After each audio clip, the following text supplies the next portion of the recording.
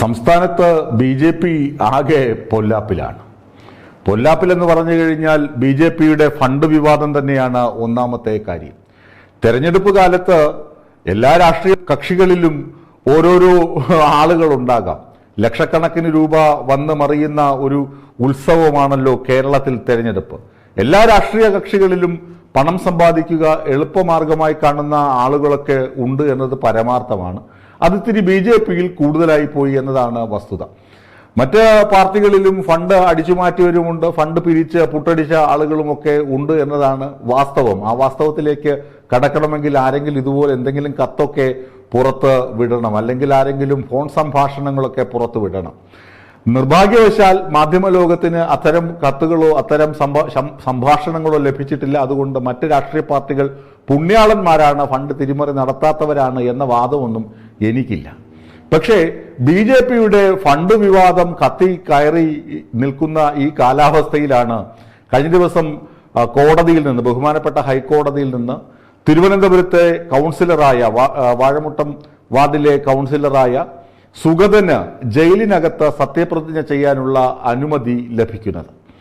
ജയിലിനകത്ത് സുഗതൻ സത്യപ്രതിജ്ഞ ചെയ്യുന്നത് ജനാധിപത്യ പ്രക്രിയയുടെ ഒരു വലിയ സംഭവം തന്നെയാണ്. കാരണം ജനങ്ങൾ തെരഞ്ഞെടുത്ത ഒരു ജനപ്രതിനിധി, അദ്ദേഹം ആദ്യം സത്യപ്രതിജ്ഞ ചെയ്തപ്പോൾ സത്യപ്രതിജ്ഞ വാചകങ്ങളിൽ പറഞ്ഞിട്ടുള്ളതല്ലാതെ വേറെ പല പേരുകളും ഉപയോഗിച്ചൊക്കെ പലരും സത്യപ്രതിജ്ഞ ചെയ്തു. അക്കൂട്ടത്തിൽ ഒരാളാണ്, 20 പേരിൽ ഒരാളാണ് ഈ പറയുന്ന കാപ്പ കേസിലെ കരുതൽ തടങ്കലിൽ കഴിയുന്ന സുഗതനും അങ്ങനെ മറ്റ് 19 പേരും കൗൺസിൽ ഹാളിൽ വച്ച് സത്യപ്രതിജ്ഞ ചെയ്ത് വീണ്ടും കൗൺസിലർമാരായപ്പോൾ സുഗതൻ ജയിലിലായിരുന്നു. സുഗതനെ പുറത്താക്കണമെന്നാവശ്യപ്പെട്ട് കോൺഗ്രസിന്റെ KS ശബരിനാഥനും സംഘവും അതുപോലെ തന്നെ CPMന്റെ SP ദീപക്കും സംഘവും ഒക്കെ വലിയ പ്രക്ഷോഭങ്ങൾക്ക് തിരുവനന്തപുരം കോർപ്പറേഷനിൽ നേതൃത്വം നൽകിയിരുന്നു.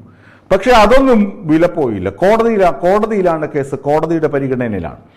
എങ്ങനെയെങ്കിലും സുഗതൻ സത്യപ്രതിജ്ഞ ചെയ്യണം, അല്ലെങ്കിൽ തിരുവനന്തപുരം നഗരസഭ ഭരണം തന്നെ അട്ടിമറിക്കപ്പെടുക, അല്ലെങ്കിൽ ഭരണം തന്നെ താഴെ പോകുമെന്ന് മനസ്സിലാക്കിയ BJP കോടതിയെ സമീപിച്ചു. കോടതി പറഞ്ഞു ജയിലിൽ സത്യപ്രതിജ്ഞയ്ക്കുള്ള അവസരങ്ങൾ ഒരുക്കി കൊടുക്കണം. തിരുവനന്തപുരം മേയർ VV രാജേഷിനും അനുബന്ധ ഉദ്യോഗസ്ഥർക്കും ജയിലിനുള്ളിൽ കടക്കാം. അക്രഡിറ്റഡ് ആയിട്ടുള്ള മാധ്യമപ്രവർത്തകർക്ക് സംഭവം റിപ്പോർട്ട് ചെയ്യാമെന്നും കോടതി പറഞ്ഞു. കോടതി വളരെ ക്ലിയർ കട്ടായിട്ട് ജനാധിപത്യത്തിന്റെ സുരക്ഷയ്ക്കും അല്ലെങ്കിൽ ഒരു ജനപ്രാതിനിധ്യ നിയമം, അതുപോലെ തന്നെ ജനപ്രതിനിധി, ജനങ്ങളുടെ വോട്ട്, അങ്ങനെ തുടങ്ങി കുറേ നല്ല വശങ്ങൾ ഉദ്ദേശിച്ചാണ് സുഗതന് ജയിലിൽ വെച്ച് സത്യപ്രതിജ്ഞയ്ക്കുള്ള അവസരം കൊടുത്തത്. പക്ഷേ ഇതിനകത്ത് ഒരു രാഷ്ട്രീയമുണ്ട്. കോടതി വിധിയെയോ കോടതിയുടെ നടപടികളെയോ അല്ല ഞാൻ പറയുന്നത്. ഇടതുമുന്നണി ഇതിനകത്ത് ഒരു വലിയ രാഷ്ട്രീയം കാണുന്നുണ്ട്.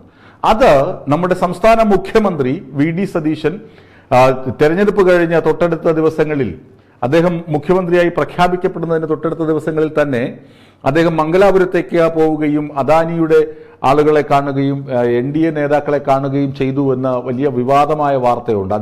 അതിനനുബന്ധമായി കുറേയധികം കാര്യങ്ങളും ഇടതുമുന്നണി നിരത്തുന്നുണ്ട്. അമ്മാതിരി കാര്യങ്ങളിലേക്ക് കടന്നുപോയില്ലെങ്കിലും ഇവിടെ കോടതിക്കുള്ളിൽ പ്രോസിക്യൂട്ടർമാരുണ്ട്, സർക്കാരിന്റെ അഭിഭാഷകർ ഉണ്ട് എന്നത് എനിക്കും നിങ്ങൾക്കും അറിയാം. സർക്കാരിന്റെ അഭിഭാഷകർക്ക് വേണമെങ്കിൽ കൊലക്കേസിലെ പ്രതിയായി ഒളിവിൽ കഴിഞ്ഞിരുന്നപ്പോഴാണ് സുഗതനെ പോലീസ് അറസ്റ്റ് ചെയ്തതെന്നും സുഗതൻ ക്രിമിനലാണെന്നും സുഗതൻ കൗൺസിലറായി തുടരുന്നത് ജനാധിപത്യത്തിന് ഭൂഷണമല്ല, പകരം അപമാനമാണ് എന്നും വേണമെങ്കിൽ സർക്കാരിന് വാദിക്കാമായിരുന്നു.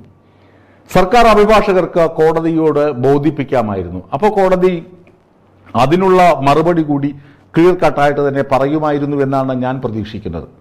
കഴിഞ്ഞ ദിവസം തന്നെ കോടതി ഓൺലൈൻ മാധ്യമങ്ങളെ ശക്തമായി വിമർശിച്ചിട്ടുമുണ്ട്. ഞങ്ങളൊന്നുമല്ല അങ്ങനെ റിപ്പോർട്ട് ചെയ്തതെങ്കിൽ പോലും അത് മുഖവിലേക്കെടുക്കുന്ന മാധ്യമപ്രവർത്തകരാണ് ഞങ്ങളും. കോടതി പറഞ്ഞത് എന്താണ്? കോടതി പറയാത്ത കാര്യങ്ങൾ പറയരുത്.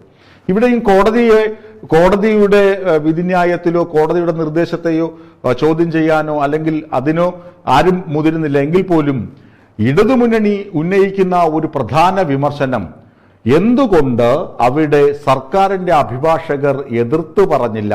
എതിർക്കാനുള്ള അവസരമുണ്ടായിരുന്നല്ലോ, എന്തുകൊണ്ട് എതിർത്തില്ല? അതിന് കാരണമായി അവർ ചൂണ്ടിക്കാണിക്കുന്നത് ശ്രീ VD സതീശനും അതുപോലെ തന്നെ NDA ദേശീയ ജനാധിപത്യ സഖ്യത്തിലെ നേതാക്കളും BJP നേതാക്കളും തമ്മിലുള്ള ഒരു രഹസ്യധാരണയുണ്ട്. ആ രഹസ്യധാരണയുടെ അടിസ്ഥാനത്തിലാണ് തിരുവനന്തപുരം കോർപ്പറേഷനിൽ KS ശബരിനാഥിനെയൊക്കെ ഏഴാം കൂലികളാക്കി അല്ലെങ്കിൽ വിഡ്ഢിവേഷം കെട്ടിച്ച് പ്രതിഷേധത്തിന് മുന്നിലേക്ക് തള്ളിവിടുകയും അണ്ടർഗ്രൗണ്ട് വഴി അധോലോകം വഴി അവരുടെ ഭൂരിപക്ഷം തികയാനുള്ള എല്ലാ അവസരങ്ങളും സർക്കാർ ചെയ്തു കൊടുക്കുന്നത് എന്നുമാണ് വിമർശനം. ഇതിനിടയിൽ BJPക്ക് ഇത് വേണമെങ്കിൽ ഒരു കൊസ്രാക്കൊള്ളി, വെറും ഒരു കൊസ്രാക്കൊള്ളിയായി എടുത്ത് മാറ്റിയിടാം. ഇടതുമുന്നണിയുടെ ഈ ആരോപണം വേണമെങ്കിൽ എടുത്ത് മാറ്റിവെക്കാം.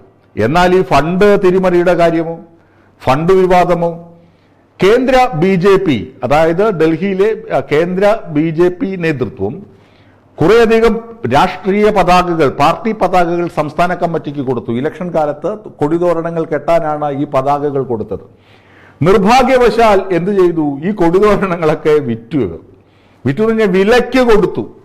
പലചരക്ക് കടക്കാരന്റെ ബില്ല് കൊടുത്തിട്ട് വിലയ്ക്ക് കൊടുത്തു.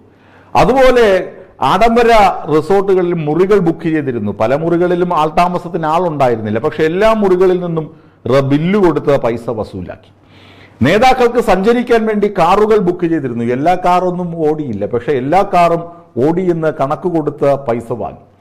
ഇത് വളരെ BJPക്കുള്ളിൽ തന്നെ BJPയിലെ പുഴുക്കുത്തുകളായ നേതാക്കൾ പുറത്തു പോകണമെന്ന് ആഗ്രഹിക്കുന്ന, നന്മ ആഗ്രഹിക്കുന്ന, പാർട്ടിയുടെ നന്മ ആഗ്രഹിക്കുന്ന നേതാക്കളാണ് ഈ സംഭവങ്ങളൊക്കെ പുറത്ത് മാധ്യമങ്ങൾക്ക് എത്തിച്ചു കൊടുത്തത്.